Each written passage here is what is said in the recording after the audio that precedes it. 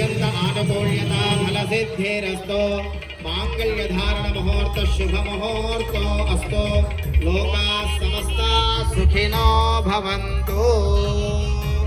జోగులాంబ బాలబ్రహ్మేశ్వర స్వామి సంపూర్ణ గ్రహ బల ప్రసాద సిద్ధిరస్తు.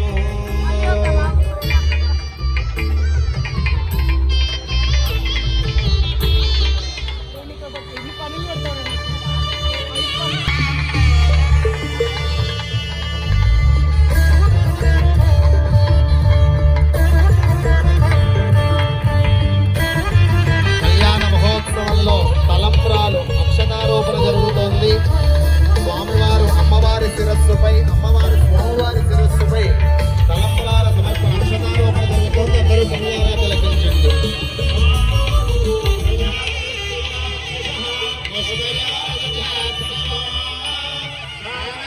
కట్టి ఒళ్ళో పెట్టి పంపిస్తారు. ఉడి బియ్యం అంటే ఒట్టి బియ్యమే ఉండవు కదండి, అందులో ఎన్ని ఉంటాయి? బెల్లం ఉంటుంది, పెసరపప్పు ఉంటుంది, కందపిలక ఉంటుంది, అందులో చలిమిడి కూడా ఉంటుంది, కడుపు చలవ. ఇదంతా కూడా చలవ చేసేటటువంటి కార్యక్రమాలు. పొడి బియ్యటం పోయటం అయినా, కుంకుమతో అర్చించటం అన్నా, అమ్మవారికి పూజలు చేయడం అన్నా ఇదంతా దానికి సంకేతంగా ఉంటుంది.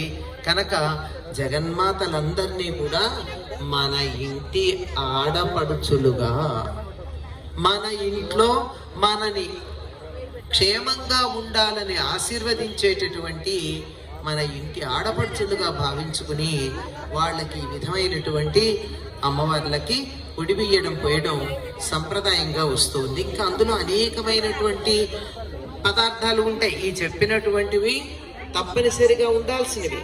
ఇవి కాక అందులో